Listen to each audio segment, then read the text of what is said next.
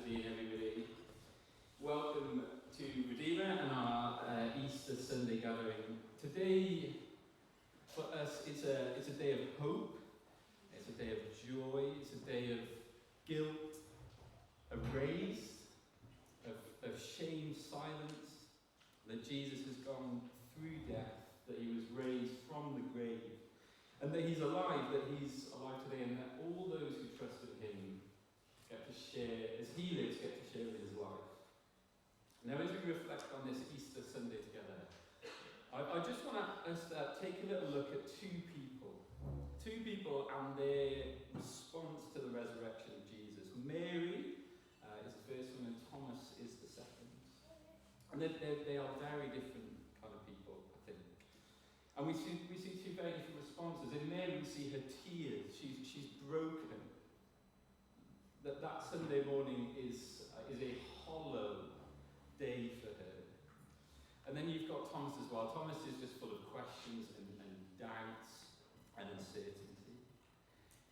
And we're going to see just these two very different people, they're sort of stumbling first steps as they come to realise Jesus has risen. So Mary and Thomas, two very different people. Mary, who's broken, she's without hope. She's mourning, all she knows is loss, all she knows is sadness. And yet Jesus has something for her to speak into her sadness and her brokenness. And to us this afternoon as well, that the resurrection speaks into our broken, our loss, and our mourning and our sadness. But then Thomas as well, different. He's an intellectual man, I think. He doesn't go along with the crowd. Everybody is believing. They have reason to believe. They've just seen Jesus. He hasn't.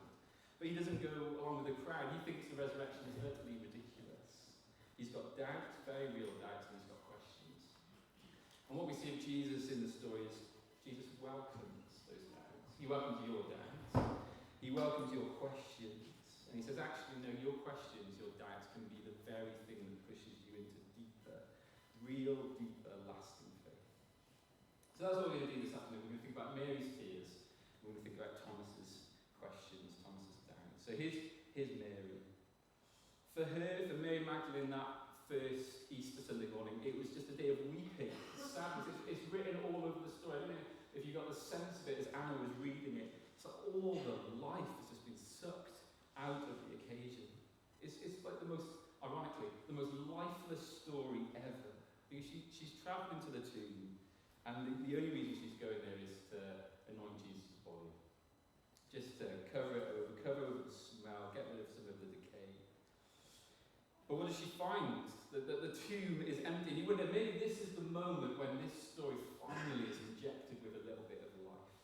But the answer is still no. Because her first thought, the first thing that comes into her mind, the first thing that comes into her heart isn't just, well, Jesus, of course he's risen from the dead. Actually, she's plunged into deeper devastation. Throughout the story, she keeps saying over and over, they've taken my Lord away. Where have you put him? Where have you taken him? Can I see him again? The very last thing she's thinking is that Jesus is risen from the grave. All she knows is that the very last bit of Jesus that she had left to hold on to is seemingly gone. This is just a day of more despair in the midst of a weekend of despair. Now in the Gospel, in the eyewitness accounts of Jesus, Mary, she's described as one who'd been plagued by evil spirits. Now think about her life, what her life must have been like. She would have been battered and bruised. She would have struggled physically, tormented spiritually, considered out of her mind. She was an outcast in her society. Some probably feared her, some probably mocked her and laughed at her. There's a spiritual slavery that would have shaped her past and her present, and seemingly her future as well. But what happens in the Gospel is Jesus liberates her from this bondage, and her life is changed. So of course, she's at the tomb when everybody else is hidden. When everybody else is running afraid, Mary Magdalene is there because Jesus loved her at her lowest. And so here she is. Now I think in a way Mary is all of us as she weeps at Jesus' tomb. She's all of us without the resurrection, all of us without Jesus trying to navigate this world. Trying to navigate a world where there is pain, and there is sickness, and there's heartache, and there's difficulty. Trying to make sense of it and understand it. But in her despair, have a little look at verses 15 and 16. In her despair, she misses so much. She misses the angels at the tomb. She mistakes Jesus to be a gardener. Verses 15 and 16, they say this. Jesus said to her, "Woman, why are you weeping? Whom are you seeking?" Supposing him to be the gardener, she said to him, "Sir, if you carried him away, please tell me where you've laid him, and I will take him away." And then comes the moment. Recorded for us in verse 16. Just one word. As Jesus calls out her name, Mary. Mary. I don't think it would have happened all at once, but the explosive power of the resurrection would slowly begin to dawn on him. I'm sure it would have taken time to realise the implications, time for it to make sense. But Mary, the one weeping at this empty tomb, her tears would no longer be because of sadness. Her mourning would have been turned to astonishment. The tomb was empty because Jesus, though he was truly dead, had risen from the grave. And here's one thing that I think it means for Mary, what it would have meant to Mary, and here's how I think it connects to us as well, what it means for us. Because the empty tomb of Jesus that morning marks the end of all weeping. The empty tomb is hope for hurting people. Because Jesus' empty tomb, it is the beginning of the end of all tears, that all tears will be wiped away. I wonder if you'd agree. I think Mary, in some ways, she stands as an example of all of us, really. As an example of just the reality of life. There are so many reasons to cry, so many reasons for tears. We live in a world where there's so much joy and so much goodness and delight, but there's also so much pain and suffering and sadness. There's heartache. There's loved ones lost as your memories of them begin to fade, that you're so desperate to hold on to. There's unfulfilled hopes and dreams, the life that you thought you were going to have, but you don't have it, and you might not have it.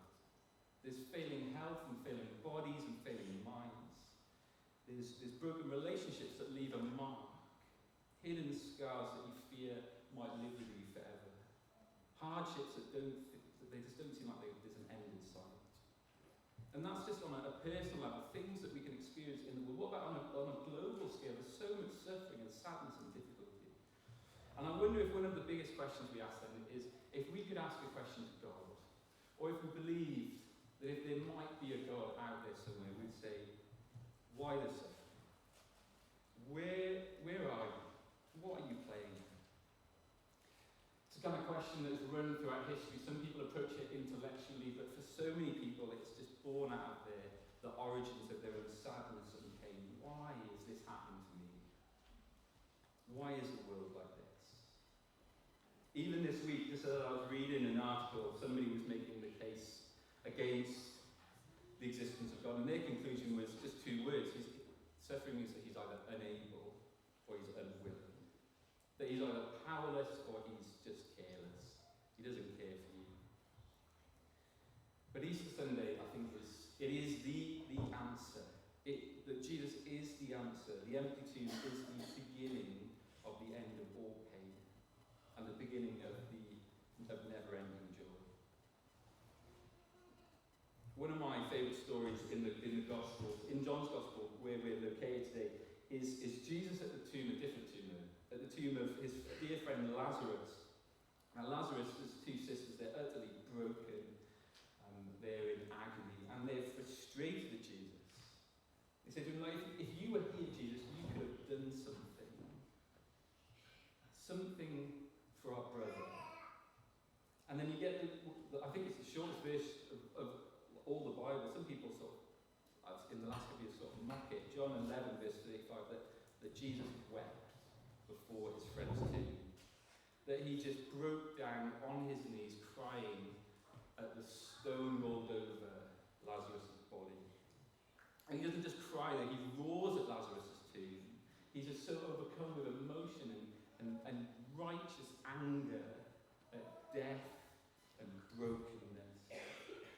And here's what we get a vision of Jesus before his friend's tomb, which is that there is no doubt, that you can be in no doubt that Jesus cares.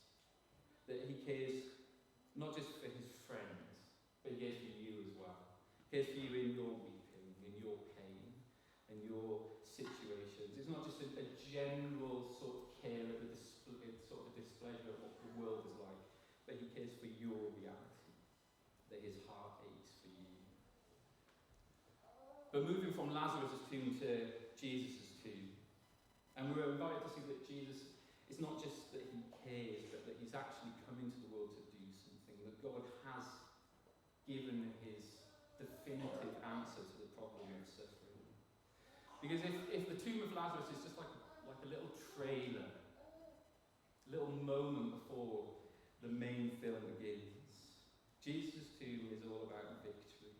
It's not that just Jesus has sort of like a really big heart for you, but he's just got really weak hands, that you can do nothing really in your life. Easter Sunday is the dawning of victory, because the resurrection of Jesus kind of opens the door to the type of world I think we all wish, we all want, we all desire. That this type of world might just be real. That there's someone who cares for you, but there will be a world where all weeping will finally come to an end. And that is exactly what that first Easter Sunday started. The first sunrise beckoning the dawn of a new era. You see, Easter is Jesus dealing with the root of the problem of all pain and suffering and evil. This sin-sick world, you and I, needing to be healed. That rejecting God is rejecting life, it's been plunged into death and decay, but a welcome back to God is a return to life. And so what Jesus promises as the tomb is empty and that day dawns, is that there will be a world. I am making a world, he says, where there will not be any tears. There will not be any sickness, there will not be any pain. And Easter Sunday is the end. It is the beginning of the end of all weeping. Let me finish just this section about Mary with this story. I wonder how you and I can respond to this part of the story, respond to this part of the resurrection. And I think it's this. It is that in faith we can cling to Jesus. But have a little look at verse 17. It is rather perplexing in our passage. Because Mary clearly launches herself on Jesus. It is all that she can do to show her joy, just to hold her dear friend again. Now Jesus basically says, in the kindest way possible, I think, get off him, Mary. That's what he says in verse 17. Have a little look. And it's not just because he's like personal space or that he's rude. It's like really significant what he says. This is verse 17. Jesus said to her, do not cling to me, for I have not yet ascended to the Father, but go to my brothers and say to them, I'm ascending to my Father and to your Father, to my God and your God. I think Jesus basically says, you have to let me go. You have to let me go. I have unfinished work. I have come, I have died, I have risen, but I need to go back to my Father. And in going back to my Father, I am securing for you the world that you want, the end of weeping, that you will one day be with me. You get a sense of that earlier on in John's Gospel. Jesus says to his disciples, you may have heard it, a really famous story, that he was going to return to heaven, return to his Father to prepare a room. It says, my Father's house has many rooms. The great mansion of God, the great delight that he wants to welcome you into his home. And Jesus says, I have to go. But as I go, you will one day come. If you believe in me, you will come and be with me. In the New Testament, Paul puts it a little bit differently. He puts it like this. He says, faith in Jesus, it unites you to Jesus. You're united with him. It's inseparably connected. That where he is, you are. And so Paul would say faith in Jesus means you share in his death. He has defeated your sin. But you also share in his life as he raises and the tomb is empty. As he returns, as he tells Mary, I have to go back. It means that your life is intimately united to him. Where he is, you will one day be.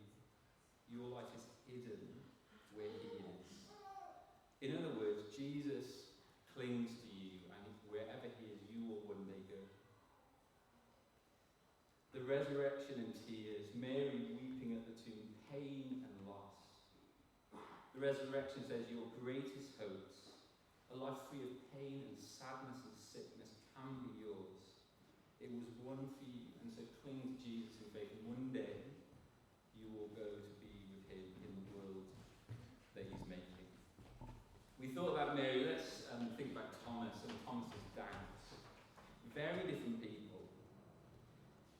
So in the story of Thomas, Thomas has a very different response to the empty tomb of Mary. And his one is basically disbelief and scepticism. He demands hard evidence if he's to believe.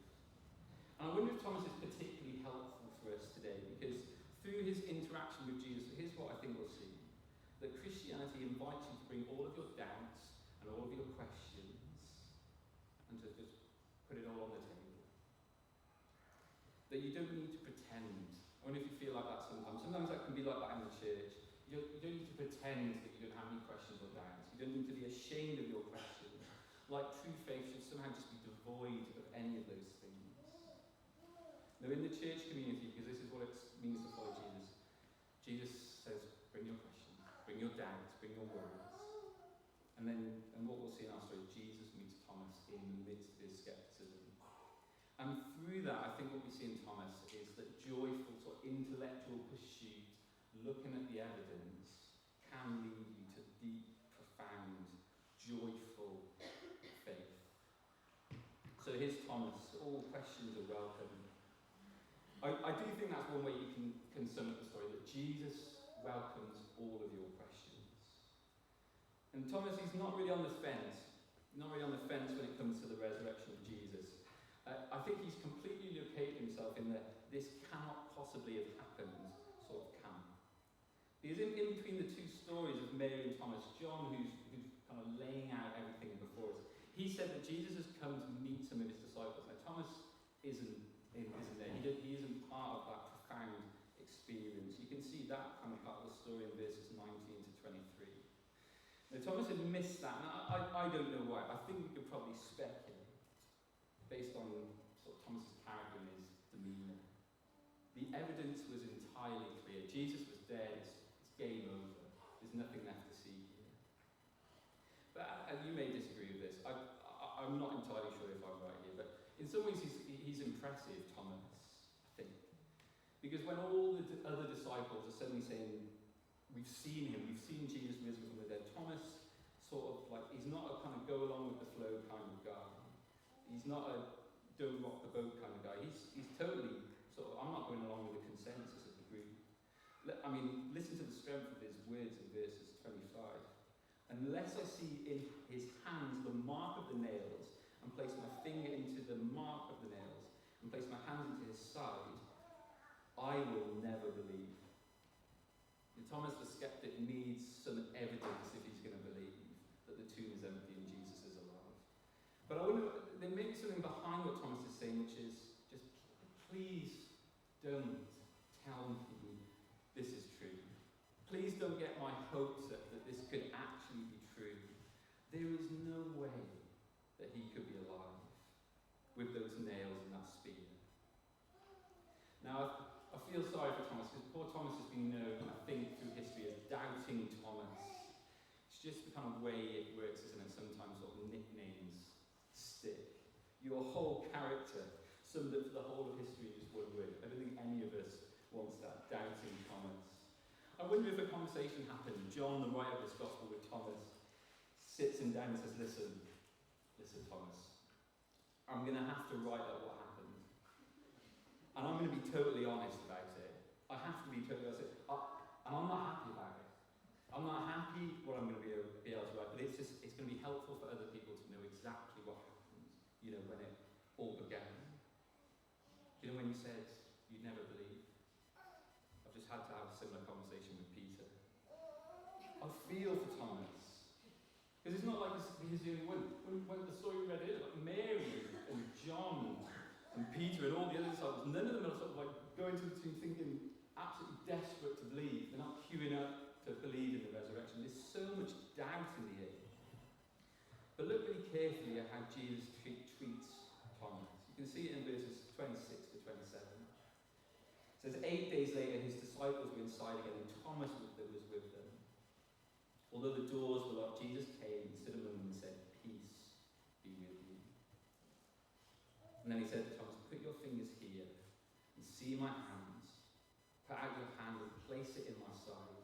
Do not disbelieve, but believe." Here's what I think we consider. Jesus, he honours Thomas's need for evidence. He gives Thomas exactly what he needed, exactly what he wanted. I think it's interesting that Jesus doesn't berate Thomas. He doesn't say, "Look, after everything I've been through, after everything I said to you, it still wasn't enough, was it, Thomas?" He doesn't say that. He comes with a message of peace and he invites Thomas to see the evidence. And it's only after the evidence is presented that he says to Thomas, "Come on, Thomas, believe." I think we see something about faith in Jesus here, that your questions are welcome. Your doubts are to be listened to. Here are things that you can share. And that's especially the case in Jesus' church. We want to be a community where your and our, I guess all of our questions are not just shut down. No question is a stupid question, that there doesn't need to be a fear of asking or raising our doubts or sharing them together. Because that's exactly how Jesus treats Thomas. He welcomed them. But one of the reasons questions are welcome is because faith in Jesus is rooted in real life events, in times and places, and in the lives of people. And so it can stand up to scrutiny. So faith in Jesus is like you can put pressure on it, you can push down on it, and it will not fall apart. You've probably heard of Richard Dawkins, famous biologist and author. He once described faith as blind, and he said, we only sort of turn to faith because there's no evidence. So when there's no evidence, all you've got left is faith. Look at the interaction between Thomas and Jesus. Jesus, he does invite faith, he does call for it, but Jesus' definition of faith is very different to that. Have a little look at 26 and 27. Jesus came, he stood among them and said, "Peace be with you." Then he said to Thomas, "Put your finger here and see my hands, and put out your hand and place it in my side. Do not disbelieve, but believe." Jesus' definition of faith, it is very different.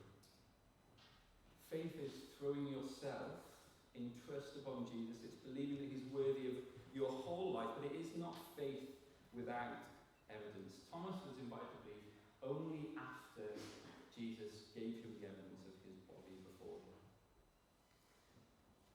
Thomas responds in faith when it was just the evidence of it all was put right before their eyes. And so much of Christian faith, it does hinge on the empty tomb. It hinges on this story that Jesus is alive. So I wonder today, if you have your questions, you might want to look into the evidence for the resurrection. Maybe you have questions about something totally different about Christianity. But the evidence for the resurrection is particularly compelling. Why wouldn't the religious leaders of the day, if they had Jesus' body, wouldn't just wheel it out? Wouldn't just end all of this, end all the speculation, and finally put sort of this shooting, emerging Christian faith, just put it to death, just reveal the body? Or why would the disciples, if they had the body, and they certainly got accused of that, why would they base their, this is the stuff that really gets me, why would they base their entire lives, why would they die brutal deaths and face sort of suffering and difficulty? Why would they do all of that if they just wanted to keep a lie going for a little bit longer? What about all the different people who, not just Jesus' disciples, but many other people who lived their lives and were pointed to as eyewitnesses of the risen Jesus, that they saw him for themselves? Here's my offer for you today. Why not read some of the Gospels with somebody? Why not read some of the stories of Jesus for yourself? Why not come and meet him for yourself? Bring your questions and bring your doubt. I'm sure if you came to somebody at dinner, if you said, "Would you read this for me?" they would just like wipe the diary to read the Bible if you wanted to do it. And they would wipe the diary, but they'd also bring their questions and their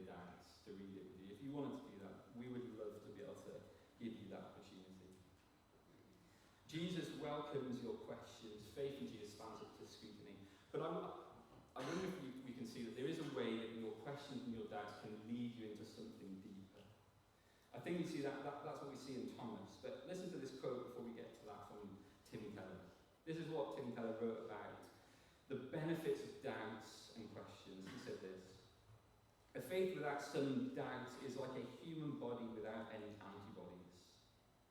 People who blithely go through life too busy or too indifferent to ask hard questions about why they believe as they do will find themselves defenceless against either the experience of tragedy or the probing questions of a smart skeptic.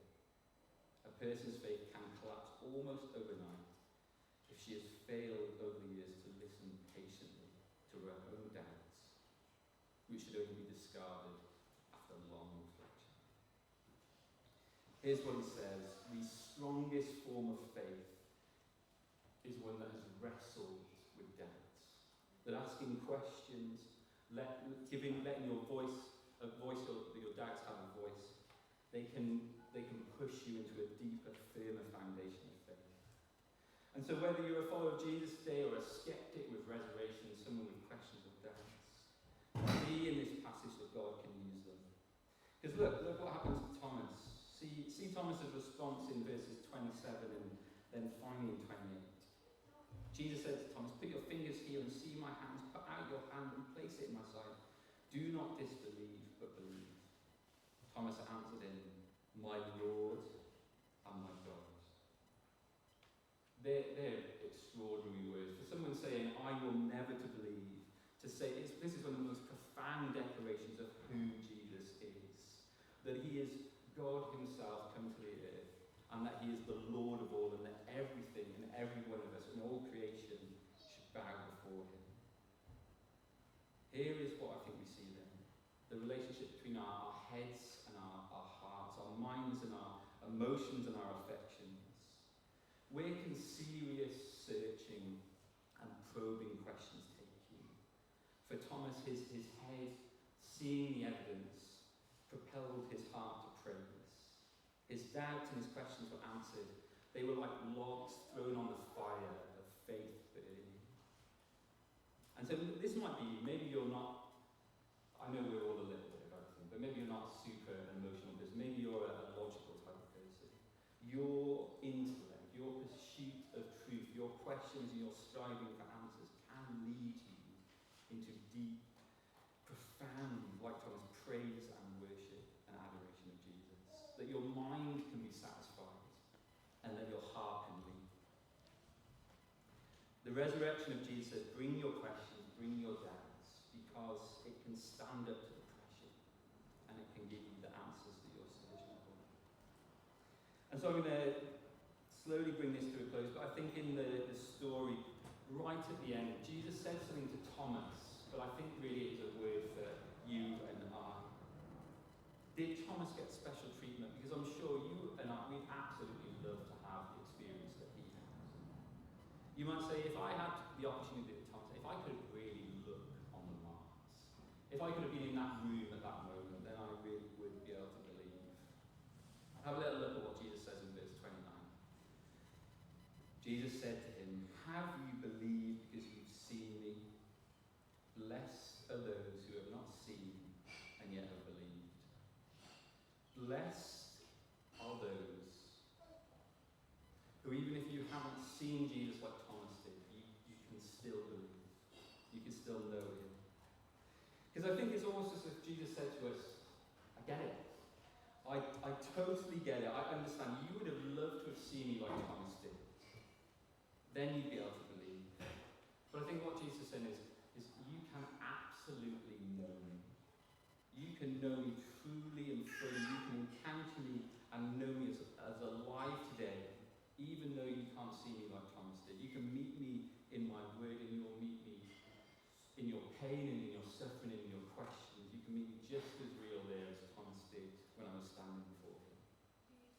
And so for us, as Jesus speaks to us, there is a special blessing on us.